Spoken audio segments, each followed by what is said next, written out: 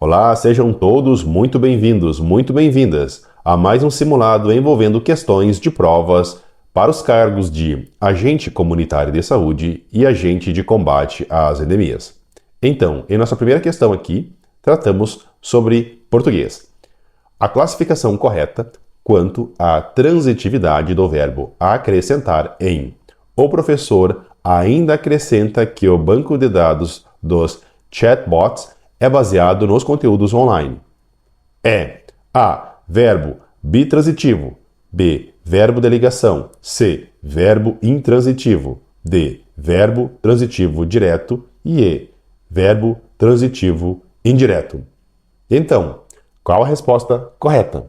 Aqui, para acertar a questão, deve ter conhecimento sobre a transitividade do verbo acrescentar. Então, já com tempo para a resposta, vamos a ela? Então, o verbo acrescentar aqui no enunciado se trata de um verbo transitivo direto. Então, o nosso gabarito é a nossa letra D, perfeito? Acrescentar é um verbo transitivo direto no enunciado. Ele é um verbo transitivo direto, já que ele se liga ao seu objeto sem necessidade de preposição. Caso houvesse necessidade de preposição, essa ligação com o seu objeto, ele seria um verbo transitivo indireto. Aqui em nossa letra A faz menção aos verbos bitransitivos. Os verbos bitransitivos, eles requerem complemento direto e indireto ao mesmo tempo. Mas como aqui acrescentar ele requer apenas um complemento, um objeto direto, sem necessidade, para se completar o seu sentido, sem necessidade de se ter um outro objeto indireto, ele não pode ser tratado como bitransitivo. Também não é um verbo de ligação, já que ele não faz essa ligação entre o sujeito e o predicado apenas, Ele expressa uma ação, ele não pode ser tratado como verbo de ligação. Ele também, o verbo acrescentar, ele por si, ele não completa o sentido, Ele necessita de um complemento, ele não pode então ser tratado como um verbo intransitivo. Os verbos intransitivos, ele completa o sentido em si, sem necessidade de ter um objeto direto ou indireto. Então, o que faz da nossa resposta ser a letra D, perfeito? Podemos passar à nossa segunda questão. 2. No período, é preciso conhecer essas limitações características para nos darmos melhor com essa tecnologia? A oração em destaque é classificada como A. Oração subordinada adverbial temporal. B. Oração subordinada adjetiva restritiva. C. Oração subordinada adverbial final. D. Oração subordinada concessiva. E. Oração coordenada conclusiva. Então, qual a resposta correta? Aqui, para chegar à resposta correta, deve saber qual a circunstância, qual o sentido que é expresso pela oração para nos darmos melhor com essa tecnologia. Ela expressa o sentido temporal, restritivo, final, concessivo, conclusivo. Perfeito? Vamos à resposta? A resposta é a nossa letra C. Para nos darmos melhor com essa tecnologia, ela expressa um sentido, ela expõe uma circunstância de finalidade. Portanto, é uma oração subordinada adverbial final. Perfeito? Conforme aqui no nosso gabarito, é a letra C. É uma oração subordinada adverbial final. Perfeito? Podemos passar à nossa terceira questão.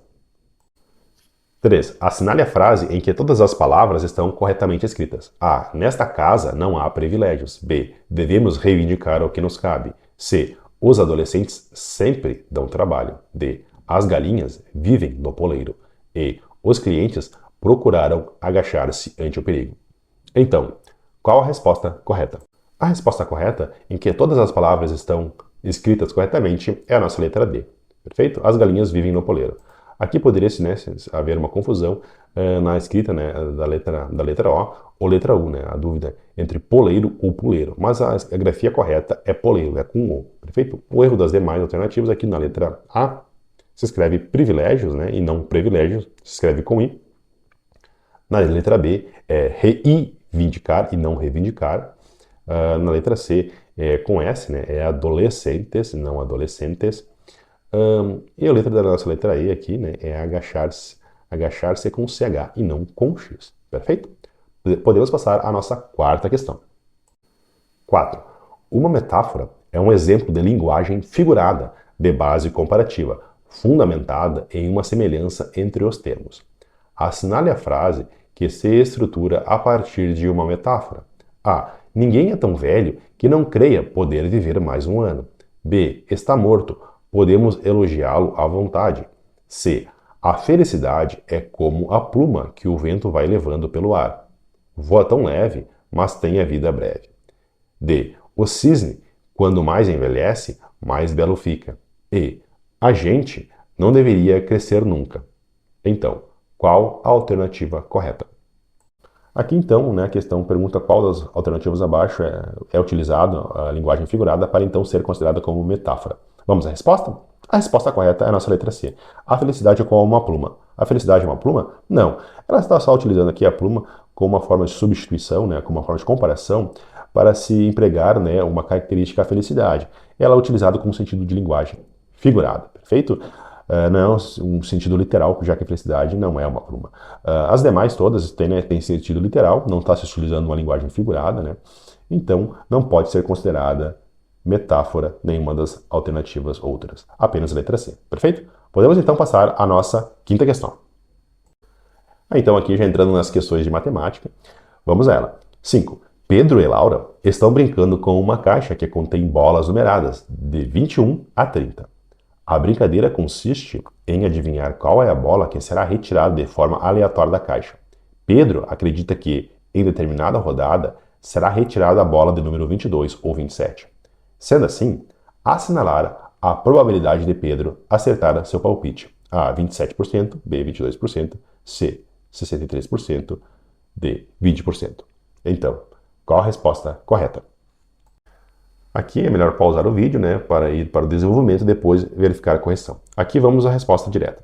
A resposta, a probabilidade de Pedro acertar seu palpite é de 20%, perfeito? É a letra D. Aqui a correção, deve-se saber ler o enunciado, né? Então o enunciado diz que Pedro e Laura estão brincando com uma caixa que contém bolas numeradas de 21 a 30. As bolas numeradas de 21 a 30 são, na sequência, 10 bolas. Então, né, nós temos já uma informação que deve ser considerada aqui, dentro da caixa, há 10 bolas, perfeito?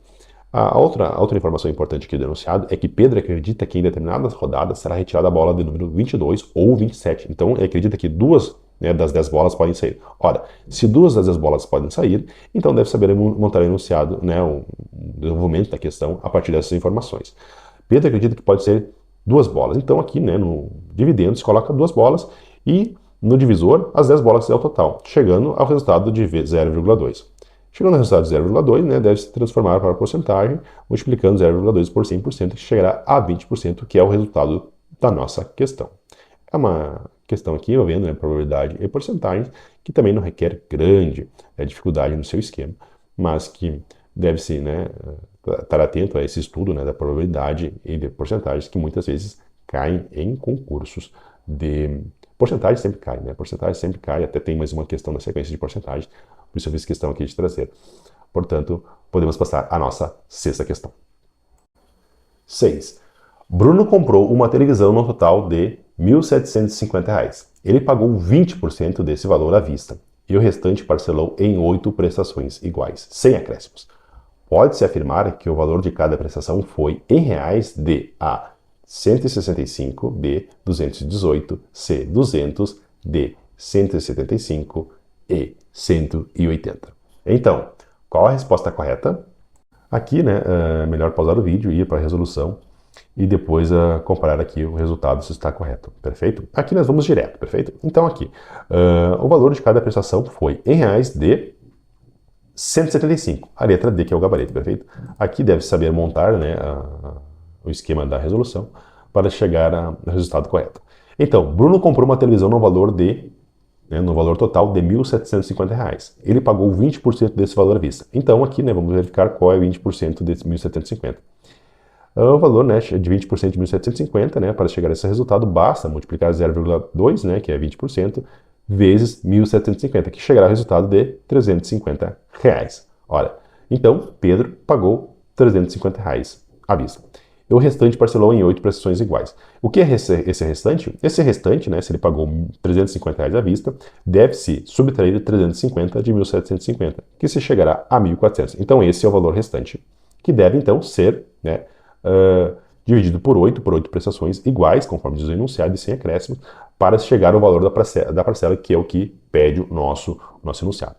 Então, dividindo, né, R$ 1.400 por 8, né, que são 8 parcelas iguais, chegará-se a parcela de R$ 175. Então, o resultado da nossa questão, o resultado correto, é a nossa letra D. Perfeito? Podemos, então, ir à nossa sétima questão. Aí, aqui já entrando na área de conhecimento específico. De acordo com a Política Nacional de Atenção Básica, em caráter excepcional e desde que devidamente treinado e supervisionado, o agente comunitário de saúde poderá exercer a seguinte atividade: A. Coleta de PCR. B. Manobra de RCP. C. Administração de oxigênio. D. Medição da glicemia capilar. E. Administração de medicamentos.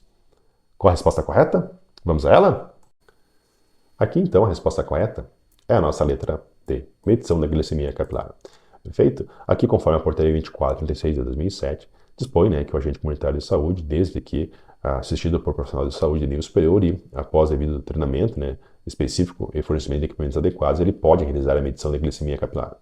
Aqui é bom chamar a atenção que a letra E dispunha que a administração de medicamentos também estaria na mesma classificação aqui, né, da atividade da realização da medição da glicemia capilar. No entanto, o que o agente comunitário de saúde, né, desde que é assistido por profissional de saúde de nível superior e após treinamento, ele pode apenas realizar a orientação e apoio em domicílio para a correta administração da medição do paciente em situação de vulnerabilidade. Aqui, além de ser, né, uma considerada muito genérica, a administração de medicamentos, difere, né, de ser uma orientação e apoio para a correta administração da medicação. Ele não pode fazer essa administração de medicamentos diretamente ao paciente, o que é a atividade de outros profissionais da área da saúde. Perfeito? Podemos passar então à nossa oitava questão.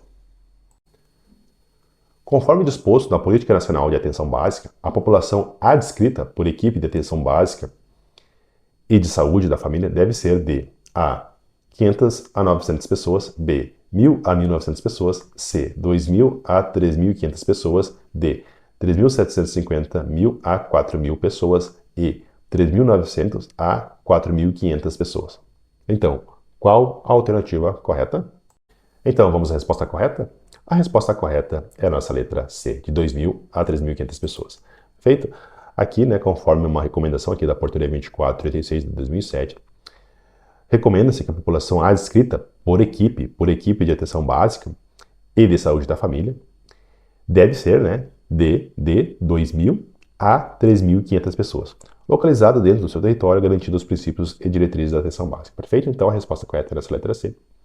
A população adscrita, né, por equipe de atenção básica e de saúde da família é de 2.000 a 3.500 pessoas. Perfeito? Podemos passar, então, à nossa nona questão. As zoonoses são doenças infecciosas que podem ser transmitidas entre animais e seres humanos.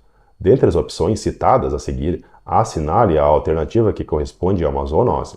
A. Hemofilia. B. Covid-19. C. Alzheimer. D. Raiva e diabetes. Então, qual a alternativa correta? A resposta correta é a nossa letra D. Raiva. A raiva, né, é uma zoonose, principalmente transmitida por cães e gatos também, né, no meio urbano. Perfeito? As demais aqui, doenças aqui, diabetes, Alzheimer, Covid e hemofilia, não tem nada a ver com a transmissão por meio de animais, né? A raiva aqui, sim, é considerada uma zoonose. Perfeito? Podemos passar à nossa 10ª questão.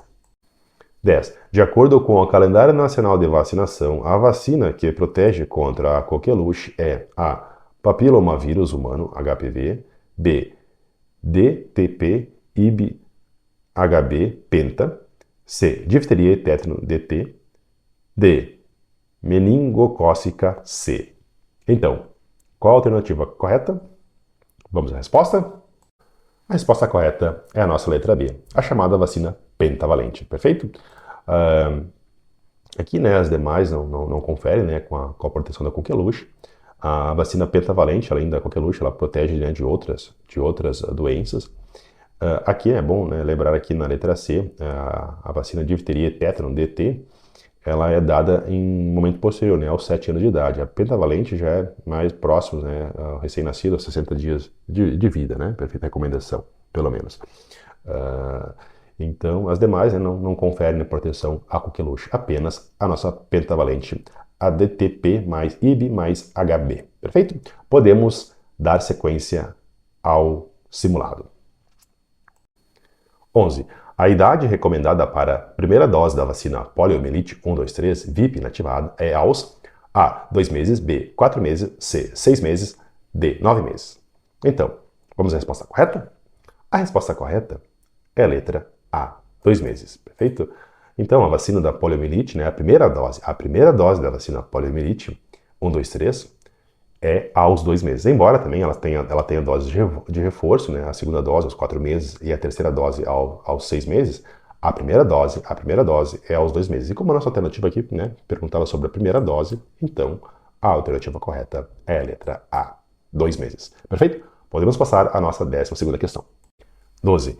A hipertensão arterial, ou pressão alta, é uma doença que ataca os vasos sanguíneos, coração, cérebro, olhos e pode causar paralisação dos rins. Ocorre quando a medição da pressão se mantém frequentemente acima de A. 140 por 90 milímetros de mercúrio, B. 130 por 80 milímetros de mercúrio, C. 120 por 90 milímetros de mercúrio, D. 100 por 70 milímetros de mercúrio. Então, qual a resposta correta? A resposta correta é a nossa letra A, 140 por 90 milímetros de mercúrio, perfeito? Então, se uma pessoa, né, tiver frequentemente, né, com uma pressão acima de 140 por 90 milímetros de mercúrio, ela será considerada uma pessoa hipertensa. Podemos passar à nossa 13ª questão. 13. O protozoário é transmitido ao homem pelo sangue, geralmente através da picada da fêmea do mosquito Anopheles, infectada por plasmódium ou, mais raramente, por outro tipo de meio que coloque o sangue de uma pessoa infectada em contato com o de outra sadia, como o compartilhamento de seringas, transfusão de sangue ou até mesmo da mãe para feto na gravidez. Com base no trecho acima, assinale a alternativa que contemple corretamente a doença descrita. A. Amebíase, B. Dengue, C. Malária, D. Rotavírus e toxoplasmose. Então, qual a alternativa correta? A letra correta é a nossa letra C, malária, perfeito? O nosso gabarito da questão, então, malária, né? As outras questões ali, as outras alternativas têm algum outro erro, como por exemplo a letra A, amebíase. O agente causador da amebíase é um protozoário, mas a transmissão é fecal oral.